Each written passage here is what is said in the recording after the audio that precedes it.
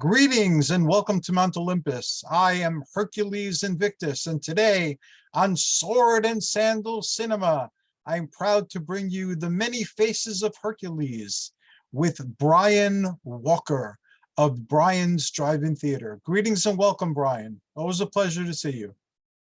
It is great to see you, Hercules. How are you doing this evening?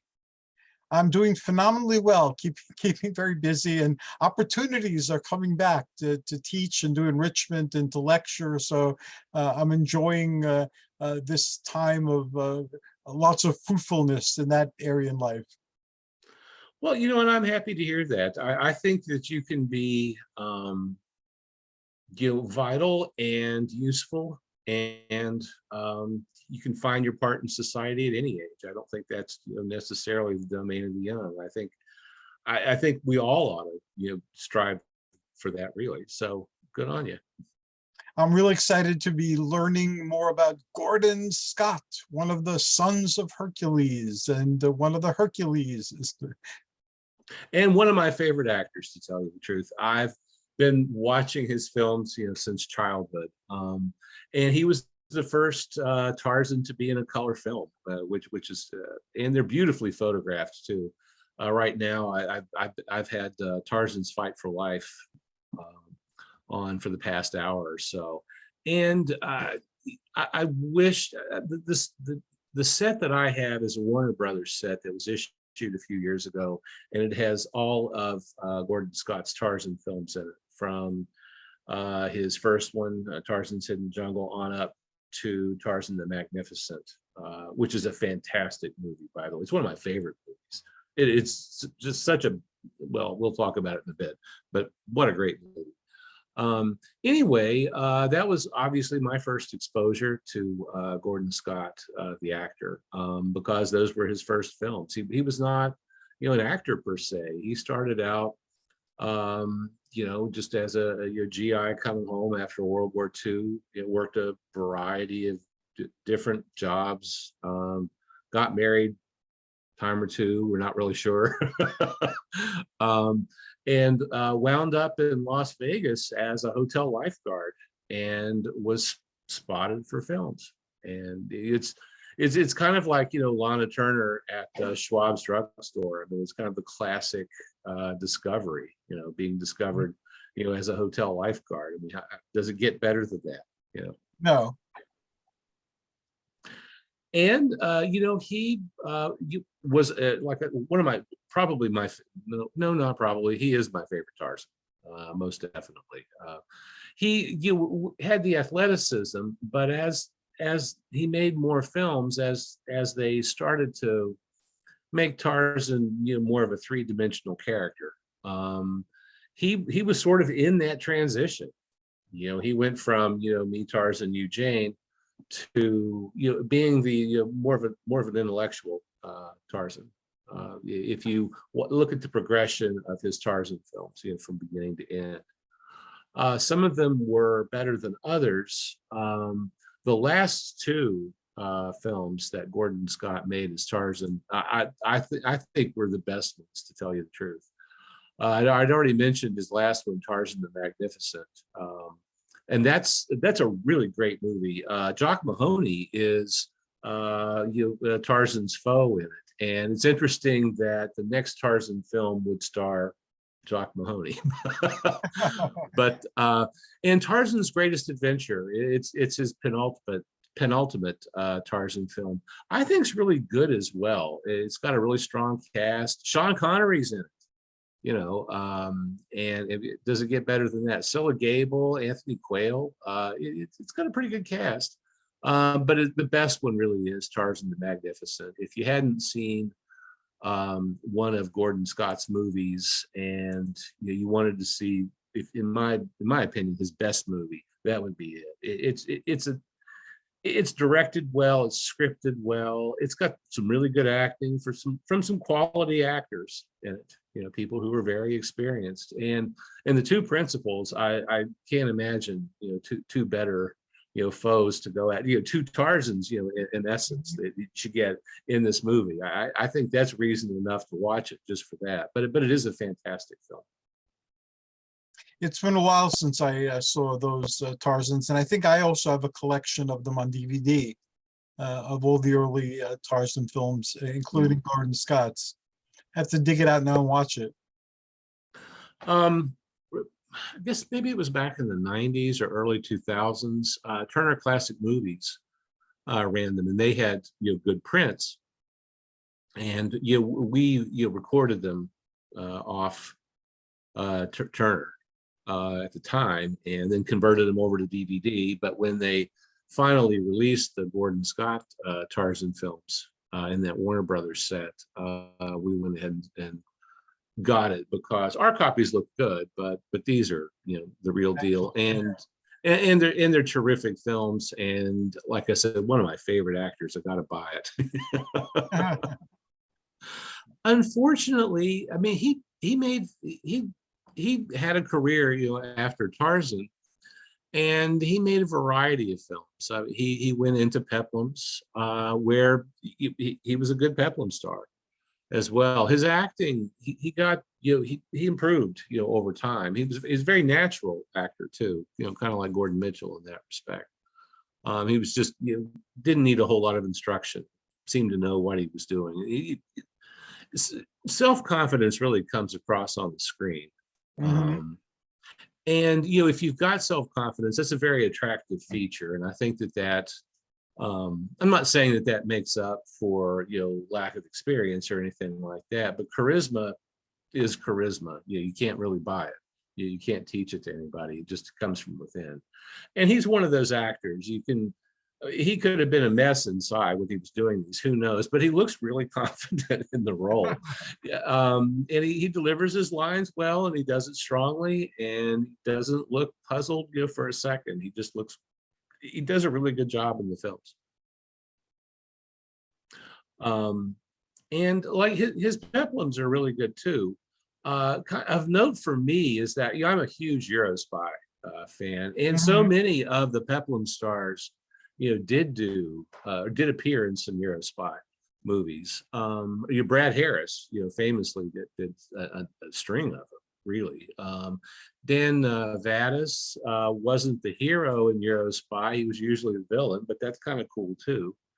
Richard Harrison did some Eurospy movies, and Gordon Scott did a couple. One of his Eurospy movies is probably one of my top 20 favorite movies.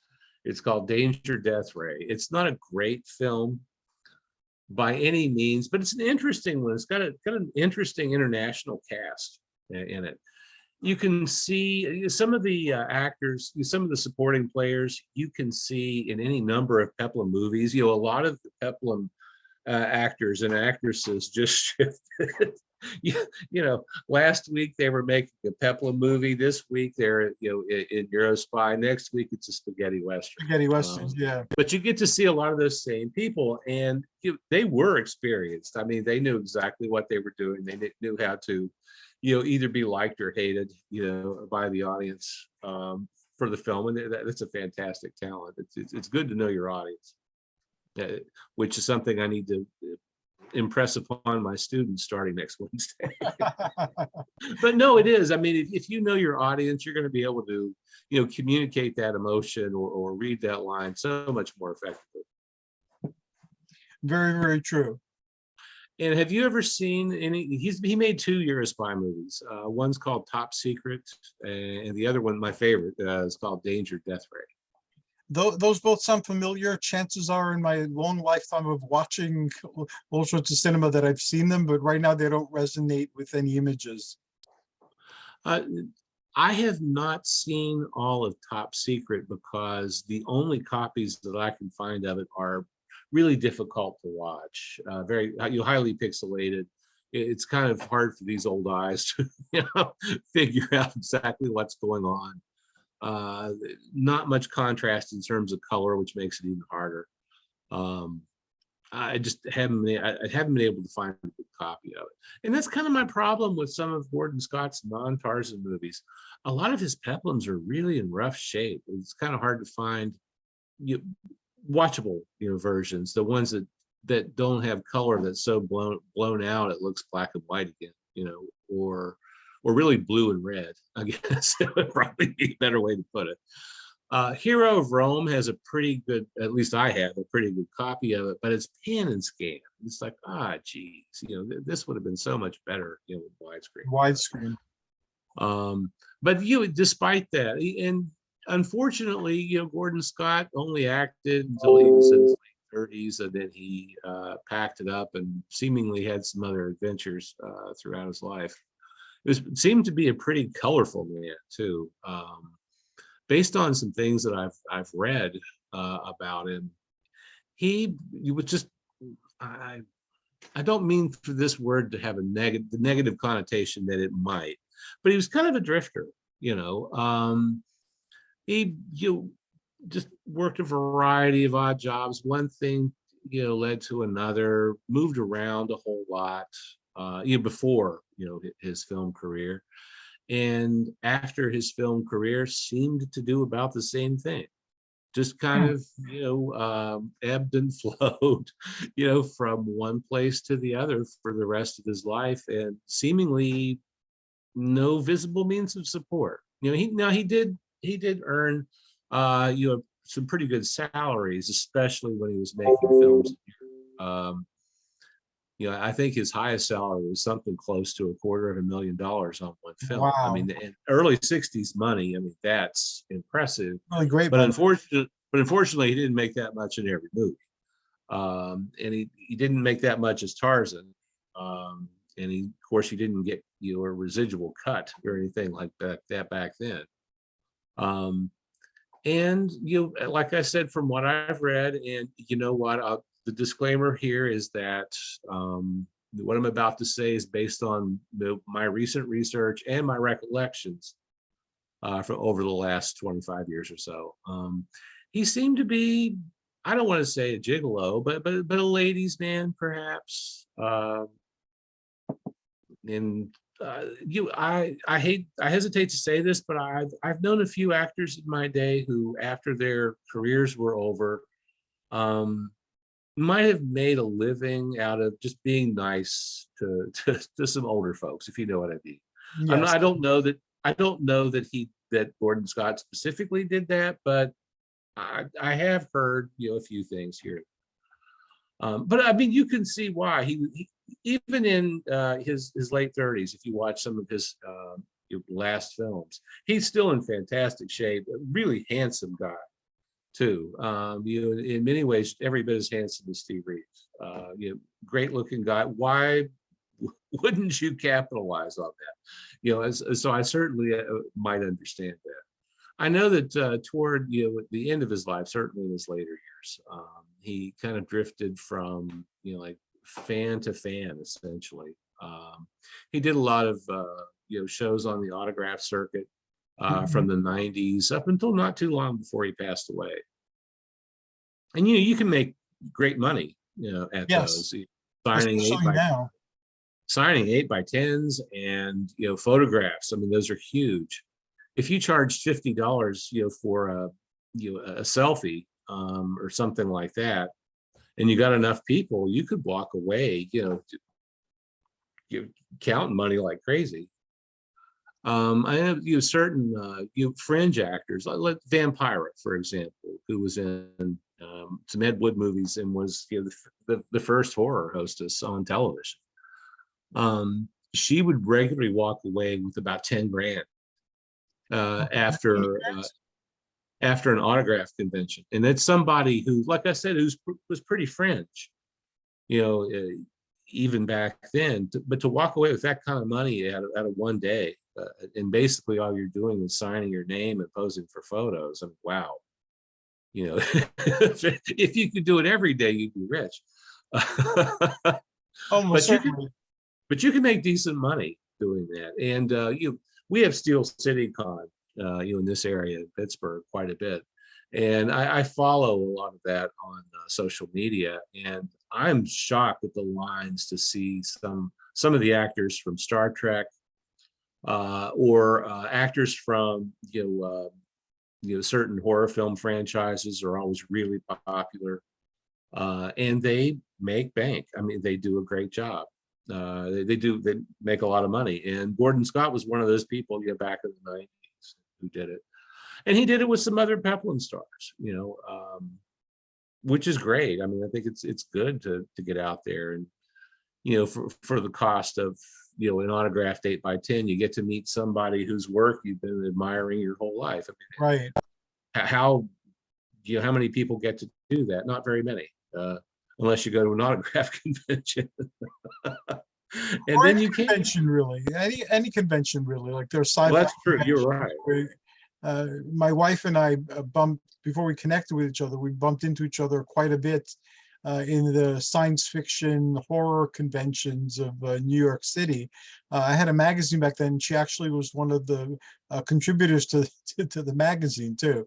But we didn't connect Neat. again until years later. And we didn't recognize each other when we were first connected. But yeah, those conventions are a great place to get to meet the celebrities, to hang out with them. And it's also a good place to meet other people who are in your general area who have the same interests. Yes. It's a great place to come together, and it's like, oh wow, we both like this person. What's your favorite film of his? Oh, that's mine too.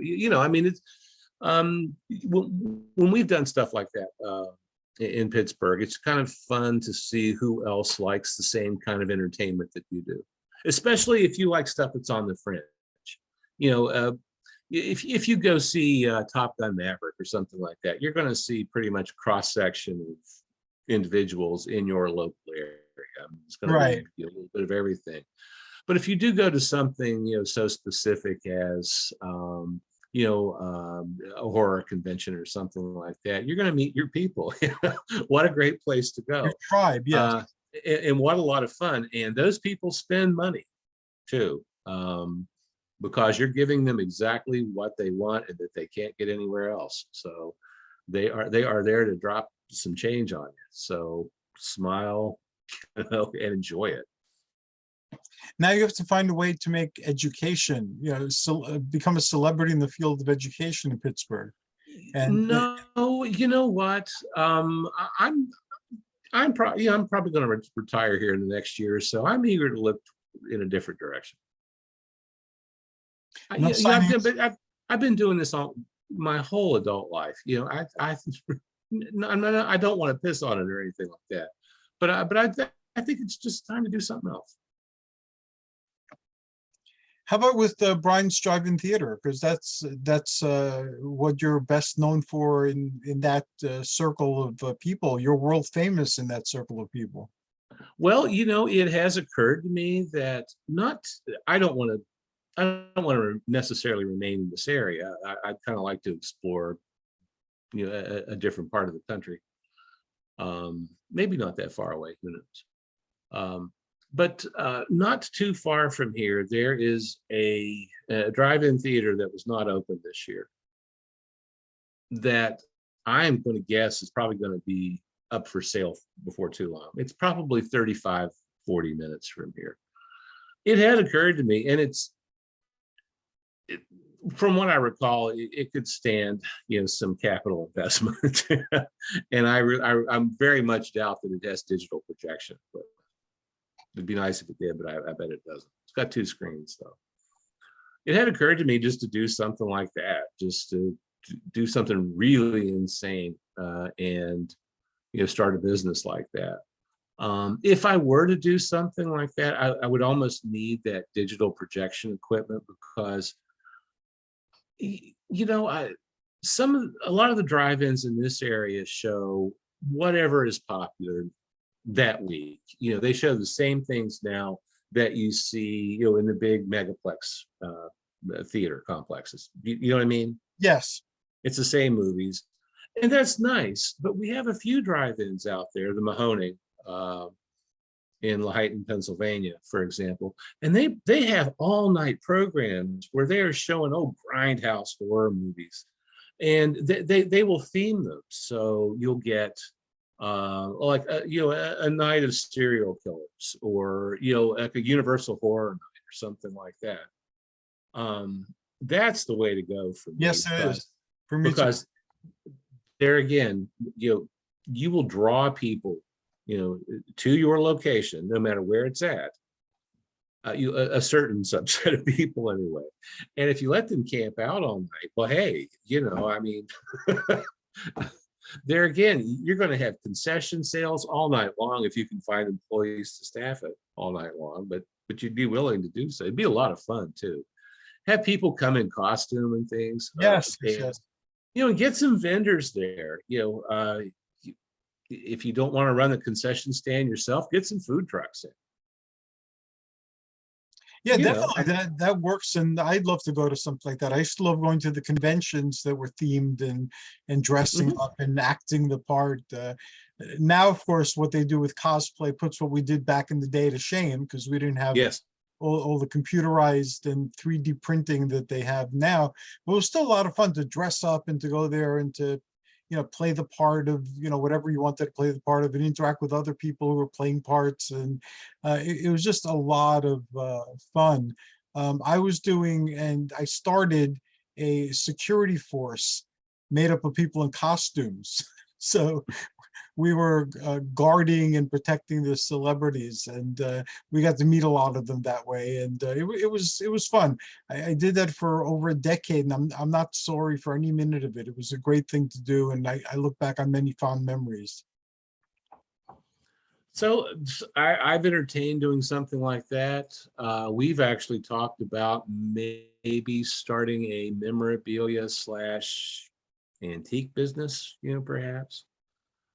I think we know enough about certain segments of the antique market that we would probably not lose our shirts. I don't know how profitable it would be. I know movie memorabilia really well. My partner knows vintage toys very well. And between the two of us, we could, I think, do pretty well. The only problem that I have is I tend to just consume. I bring things home. The other part of that equation is pushing product out, and I'm not good at that because I guess they're my toys. I want to keep them. I'm the same It's probably way. not a good way to base a business on. When we had our store, we found ourselves putting stuff that we would theoretically get rid of one day in the store, and then it would sell. And if we wanted something back, if it hadn't sold, we could always take it off the shelf and bring it back home. That worked pretty well. Most of the inventory we had initially when we first opened up was stuff that was sitting around the house in our different collections. Either gathering dust or sitting in a box. So they found new homes, and we were able to sell them to people who wanted them, and it was a lot less unpredictable than online selling. Well, and we've got like duplicates and triplicates of things. You find one, let's say it's an antique, of some sort. You find one and it's in okay shape. Then a few years later, you find one, but boy, it's in better shape. And then a few years later, you find, this is the nice one. Well, suddenly these other two are kind of crap, and you need to move them on, to a collector. There you go. But I'm not famous for doing that. Like I said, I just keep. I don't push stuff out. And I'm not a hoarder or anything like that. And when I'm done with the product, it's done, to tell you the truth. But when I'm done with something, I'm done with it. Do you have any Gordon so I'm not. Do you have any Gordon Scott collectibles? I've got a number of lobby cards of Gordon Scott's. Yeah. I don't have anything signed, and I don't believe I have a poster that's bigger than a lobby card. I don't think I have a one sheet or anything like that. I'd have to go back and check to be sure, but I think I've just got a bunch of lobby cards. Was there ever a miniature of him, or like an action figure, or any type of merch with many of the roles that he took, any of his movies get to that point? He was like so many actors in roles in the 50s. He was in a series of comic books. Okay. I don't have any of those. I have seen a number of them, And yeah, they're very well done, and they're Dell or something like that. Yes, yes. It's a good quality, you know, publication. I mean, it's not anything, it's not a zine or anything like that. It's a nice product. I've never seen like any lunch boxes that I thought looked like Gordon Scott, but I think that was more of a 60s thing. I mean, correct me if I'm wrong. Speaking of collectibles, you see a lot of lunch boxes when you're out there looking for them. The lunch boxes that we had when we were kids, Yes, I those remember those. stamped tin things that would have, I don't know, like a teen idol or something like that on them, or it would be themed around a cartoon or a television show. Or TV show, yeah. Yeah, I had a number of them. I remember going with my parents every year before school started to get a new Mhm. lunchbox, and whatever Yeah. show I was into at the time, if they had a lunchbox, that became my lunchbox for the year. Sometimes my mom picked mine out, so the first one that I got, and I don't know how I ended up with this because I had it way before I went to school. It was Rat Patrol, with Okay. Christopher George. Mhm. I didn't watch Rat Patrol. I could have only been about 2 years old when it was on. So I don't know really how I came to get that one. I didn't use it very long. I think I had a Scooby Doo when Scooby Doo was new at the time. In the early 70s. I had Hair Bear Bunch, which was another Mhm. Hanna-Barbera cartoon. They were bears, but they were truckers and had CB radios. It didn't make a whole lot of sense. Made for a good lunchbox. I had a really cool Harlem Globetrotters Uh-huh. lunchbox. There was a cartoon in the early 70s. Yes, yes. I remember. They had an elderly female bus driver, and they were in cartoon form. They had a bus. Well, anyway, the lunchbox had the bus on it. I can't find the lunchbox, oddly enough, but I found the thermos. Usually, the thermos is the thing that goes missing, Mhm. but you've got the lunchbox, and for me, it's exactly the opposite. I don't know what happened to the lunchbox. Maybe it fell apart or something. Yeah, I don't know what happened to a lot of those. I suspect my father threw them out. I hated Well, that's going. what they were. That's what you were supposed to do with them, quite honestly. I think that's what made me a collector, the fact that he threw out all my stuff all the time, so once I was no longer there, it's like no one's going to throw out my stuff anymore. So I kept everything, and like you, I bring things home and put it in treasure places. Some things I can't even find anymore. But it's always a pleasant thing while you're searching for something else to come across it. It's like, oh, this is where this went. I was fortunate in that my mother really didn't throw out a whole lot of stuff. Well, the truth. She's got the space for it though. She's got this huge house, and it's just crammed, full of. Now, I'm not a hoarder. She might be. She's not watching this, so it's okay for me to say. But yeah, if she spent money on it, she is not letting it go. And she did save a lot of my old toys. And fortunately, I was an only child, so I was the only one that played with my toy, other than neighborhood kids and things like that. But Uh-huh.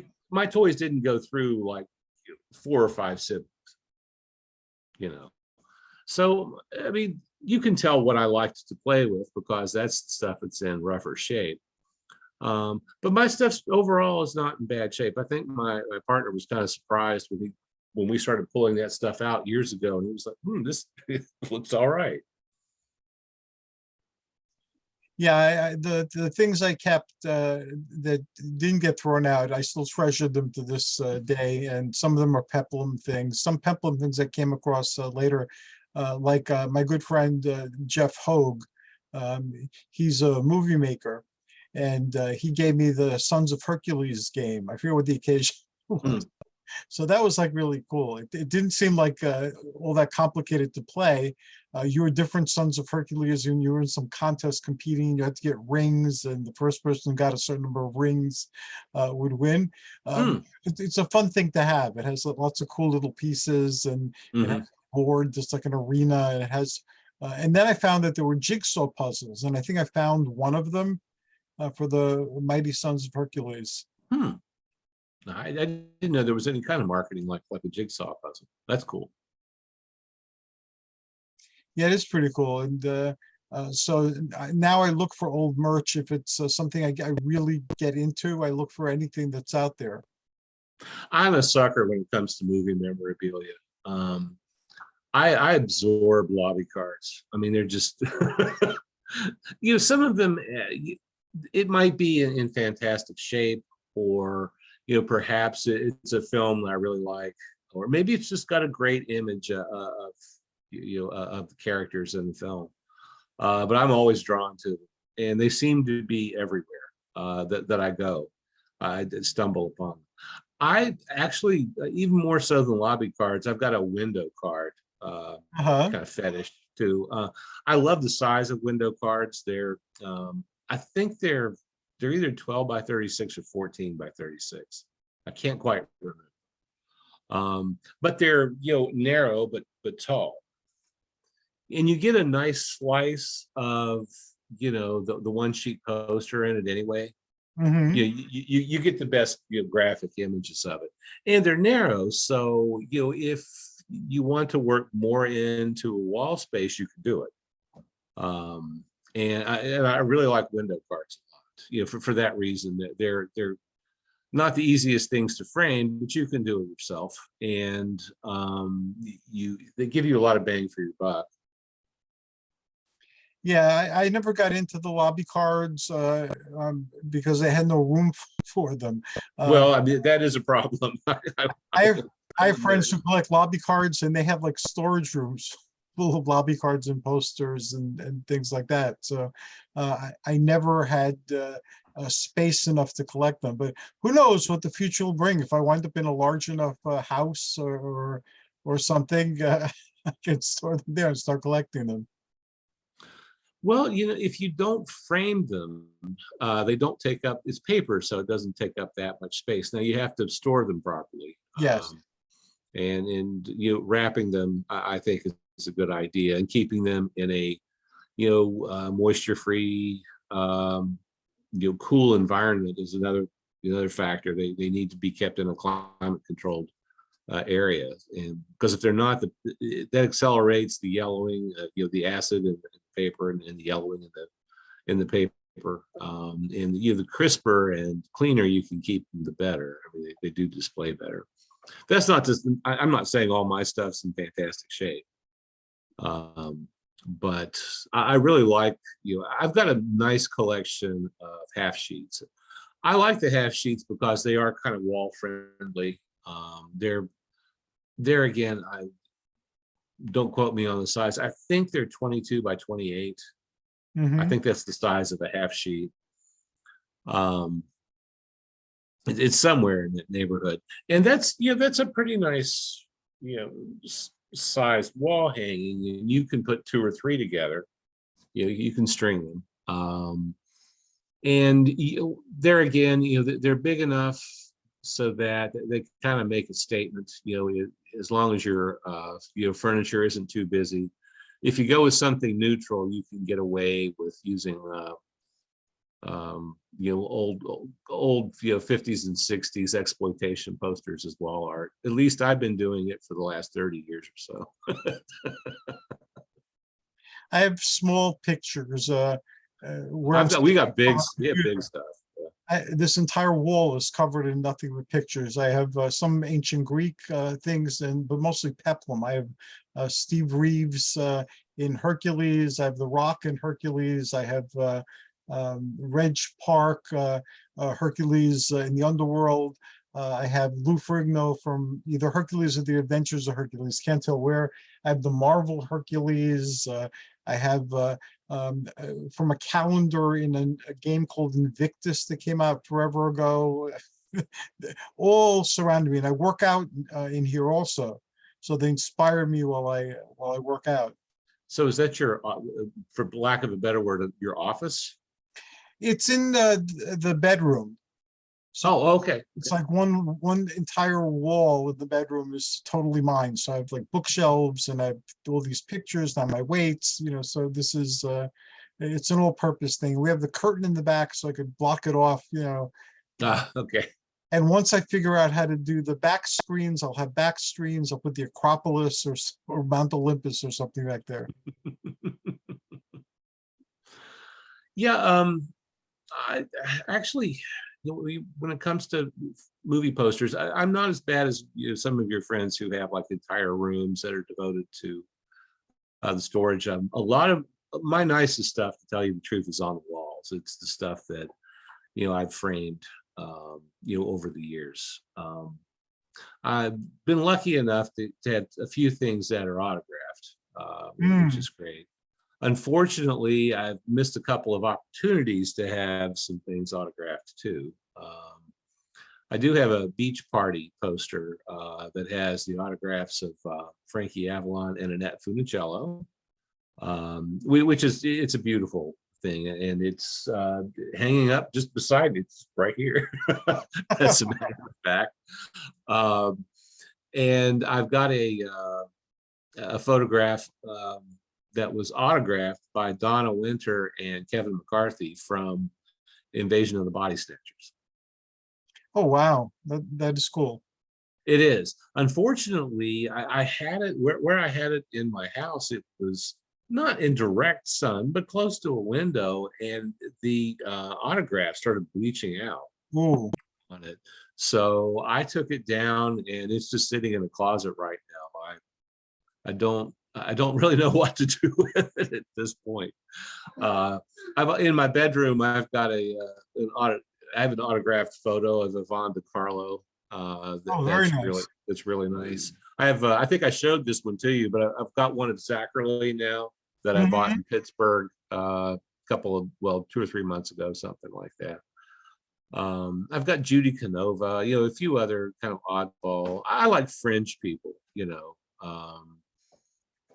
I and those are the autographs that kind of not that Yvonne DiCarlo is fringe, but you know what I mean. I know what you mean. Yeah, just people who weren't necessarily A-listers. Maybe that's the best way to put it. But they're some of my favorites. So mine as well.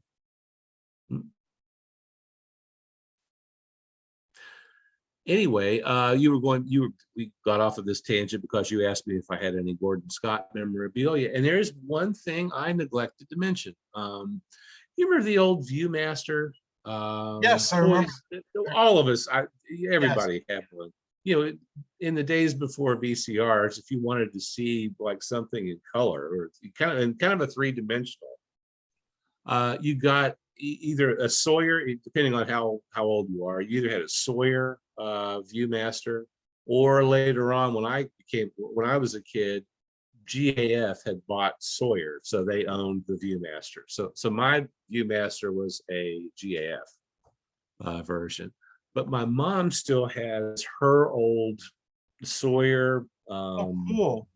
Viewmaster, and she's got a ton of old reels, and a lot of them are travel things like national parks, the Painted Desert. They're pretty to look at, and travel was the thing, back in the 50s when she was a girl.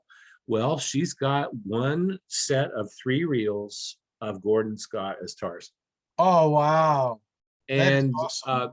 yeah, and she still had it's all complete. It's in very good shape. She still has the sleeve that it came in with the picture of Gordon Scott as Tarzan. Now and she's got all of it, all together. And those things aren't really worth anything. You see them all the time in antique places and such.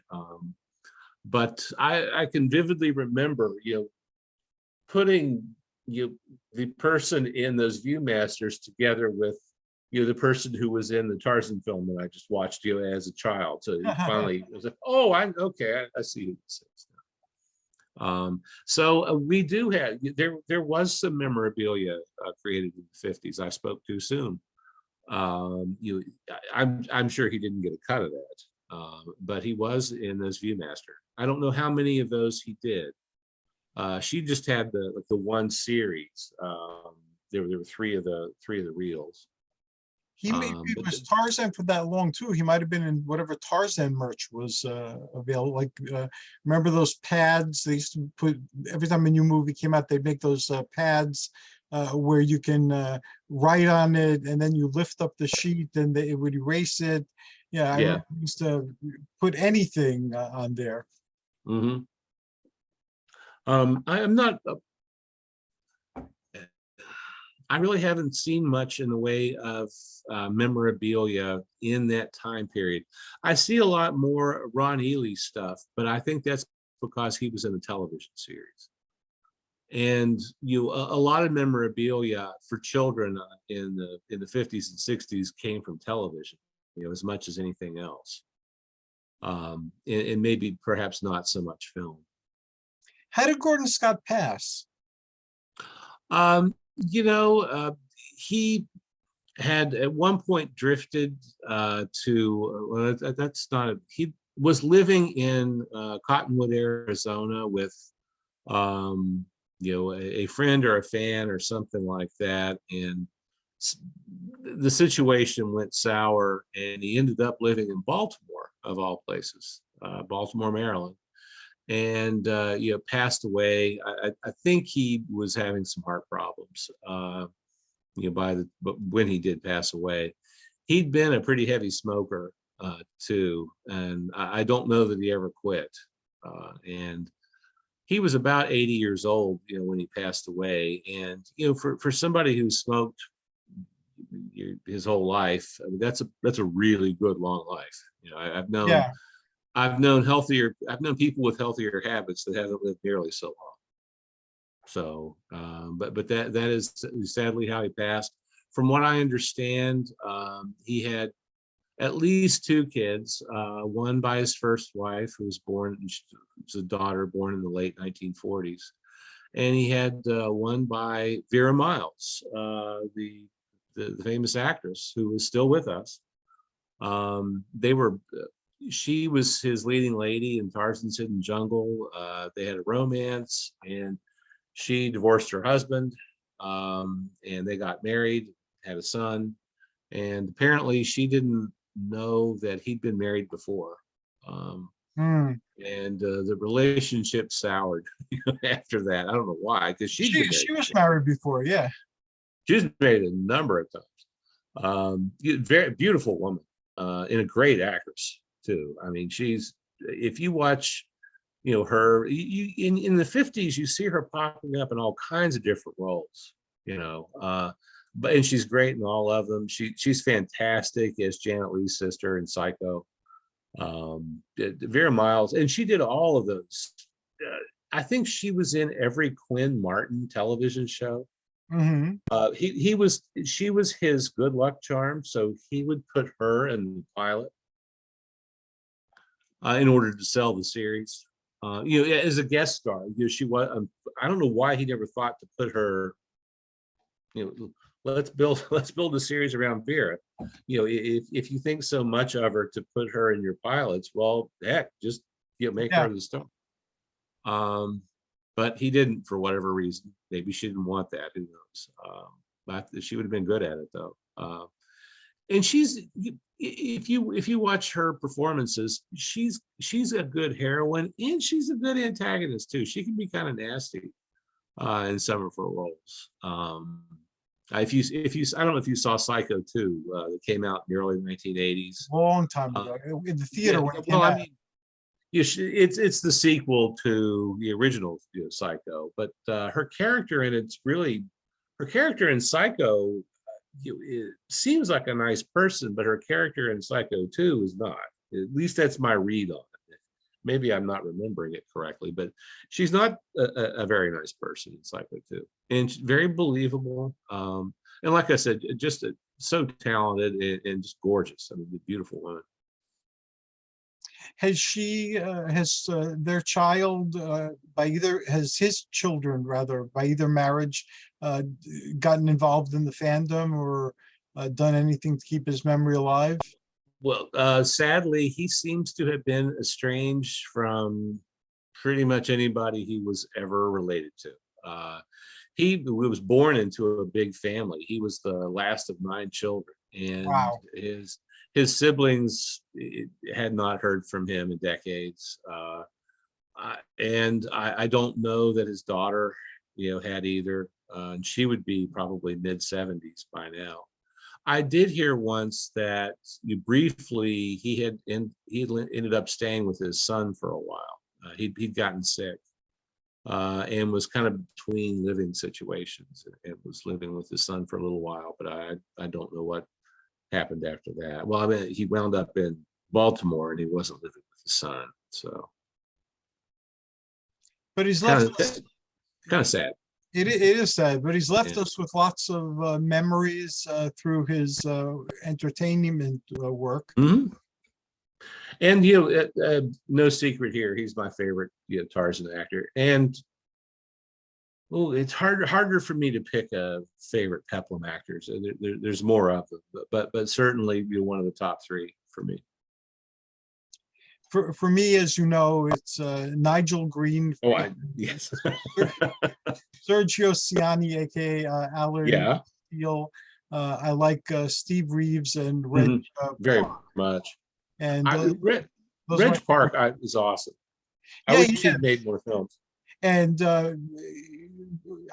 we don't really have enough time to go totally off topic, No. but Hercules Against Rome is now on YouTube. There are several people who posted it. It wasn't there before, and now it's there. Pretty clean copies from what I can see. I posted it on in the Sword and Sandal cinema groups. Very good. Yeah, and for somebody who hasn't been exposed to Gordon Scott's films, give him a shot. He's very watchable. Like I said, clearly a lot of self-confidence, very charismatic, and I think he really did justice, especially to the Tarzan role. And he did take Tarzan out, and I have respect for all of these films, and I'm not deriding them or anything like that. But some of the Lex Barker, and I like Lex Barker a lot, but some of his Tarzan films, I know that he's on a backstage set. I can tell. and nothing was done location. Well, they did do a lot of location shooting for Gordon Scott's movies, not all of them, but they did do some. And they did some early on that they wove into some of the later ones. But particularly the last 2 films, Tarzan's Greatest Adventure and Tarzan the Magnificent. I mean, they're expensive. It's location shooting, nice sets when they're on sets, high quality films, and thrilling too. I mean, there's a great sense of adventure in them. And if you were only going to watch one Tarzan film, I would say watch Tarzan the Magnificent, because it's the best one out of all of them. I have to dig on my collection and watch it. The last Tarzan film I saw in the past few years was Tarzan with Miles O'Keefe and Bo Derek. Oh yeah. There's nothing wrong with that one. Well, yeah, the big problem with that one is that Tarzan's not the star. Right. He's not on screen that often. I mean, well, it's not called Bo Derek the Magnificent. It's Tarzan the Magnificent. Where's my protagonist at? I'm not stupid enough to think that that John Derek wasn't going to put his wife in every scene of the movie. And lovely woman that she is, she's just not an actress. I don't have anything against her, but she's not an actress. So why not let Tarzan do his thing? And they kind of they plucked him out of obscurity, Miles at Yes. and he had a career after that. And some of his adventure films, and he does some sword and sorcery movies. They're a lot of fun, and he's good. Ator, yes, he was Ator. Ator, I love that movie because the tattoo from the villain kept moving from shot to shot. Moving tattoo. You're right, he's good in them, and they're fun, you know. Yeah, I And enjoy them. there's a lot of athleticism in it too, so it's fun to watch. You know, it's kind of thrilling. There's nothing wrong with him with Miles O'Keefe as Tarzan at all. I thought he only got to do it once, and he didn't get to do it a whole lot in that movie, unfortunately. But he did it Um, well. He was believable. and he was a kind of a different looking Tarzan. You know, every time we get a new Tarzan, you sort of get a new archetype, you know, Mhm. in front of you. Johnny Weissmuller, for example, you had that lean swimmer build, which, okay, you know, if you're living in the jungle, you're probably eating pretty much a keto diet. You know, not a whole lot of carbs around, unless you count all the bananas. You know, so you probably would be, you know, athletic but lean. You know, and you know, Gordon Scott's this, you know, big, robust, you know, Tarzan. You know, very muscular, very strong. And in between the two, you've got Lex Barker, who, you know, I mean, he had a very nice body too, but extremely handsome man. Way too handsome to be just out in the woods somewhere. Yeah, you know, in the jungle. Uh, but you get it, like I said, you get a different archetype. And when, you know, Jock Mahoney took over as Tarzan, you kind of had, you middle-aged Tarzan. I mean, there again, a handsome man, you know, in very good shape, very athletic, but he didn't have the, you know, the big broad-shouldered, you know, beefcake Tarzan look that Gordon Scott had. And then there was Ron Ely, who was, you know, kind of another different body type. And Miles O'Keefe, he couldn't have had any body fat in that movie. If you watch it, I mean, there's none there. It's just, you know, it's just him, just a skeleton and muscle, and that's it. I believe he wasn't even an actor. He was involved in the production on the other side of the camera, and then they just realized that he'd make a great Tarzan. I used to know the story. I don't remember it though. Well, and he played football as a college student too. But there again, you know, people weren't as seemingly as beefy back then as they are now. You know what I mean? I know what you mean. It was pre-steroids too. You know, now we have the steroid bodybuilder that Well, represents bodybuilding. yeah, there's that, but also if you look at old family movies, or, you know, old home movies or something like that, when you look at people like 50 years ago, by and large, they were all much thinner. Yes. You know, and I think, you know, a lot of that's just the changes in our diet. You know, more so than anything else. I really do. And you, I'm not saying all the changes aren't for are for the worse. I'm sure some of them are for the better. People don't smoke like they used to. And I think that kept a lot of people artificially thin, you know, because you're putting such a toll on your heart that it's beating Right. like crazy, you know, keeping your metabolism up, so you can burn, you know, 2 donuts, you know, that you eat every morning. Wouldn't that be nice? But I mean, people. Well, and I work on a college campus, and you know, I'm roughly 6 feet tall. You know, I'm not a little guy by any means. And when I was that age, I don't remember feeling short or small. Uh-huh. And when I'm on campus now, everybody's taller than I am. I mean, I'm looking up at you know, all these kids, and I'm like, hey, what is in the water? You know, they are all. I mean, they're all taller. Yeah, I don't know why that is either. I just figured There's part of me is shrinking, I guess, with age, and I'm getting shorter, I, maybe. I don't. Well, I mean, there is that, but is it the hormones in the milk? I mean, what is it? You know, everybody's just taller and bigger now, or maybe it's just that I am shrinking. I'm getting smaller and smaller and smaller. No, well, Hi, Greg. And we've come to the end of our hour. How can people get in contact with you? Well, if you want to talk about Gordon Scott or any other of your favorite actors, hopefully it's a favorite of mine, you can contact me on social media through Facebook. Just search for Brian's Drive-In Theater, and I should turn up. I'm also on Twitter, but I'm a lurker on Twitter, so it's harder to interact with me on Twitter. I'm on it every day, but I haven't tweeted in a long, long time. And you can always visit the new and improved Brian's Drive-In Theater. I'm still not done with the update, but I'm getting closer. And you can do that by visiting briansdrive-in-theater.com or run a search for Brian's Drive-In Theater in your favorite web browser or search engine, excuse me, your search engine. Brian, thank you so very much. I Thank enjoyed you. this conversation, as I always do. And fortunately, after we stop recording, we can continue it for a while. And All right. I'm looking forward to the next edition of Brian's Drive-In Theater, The Many Faces of Hercules.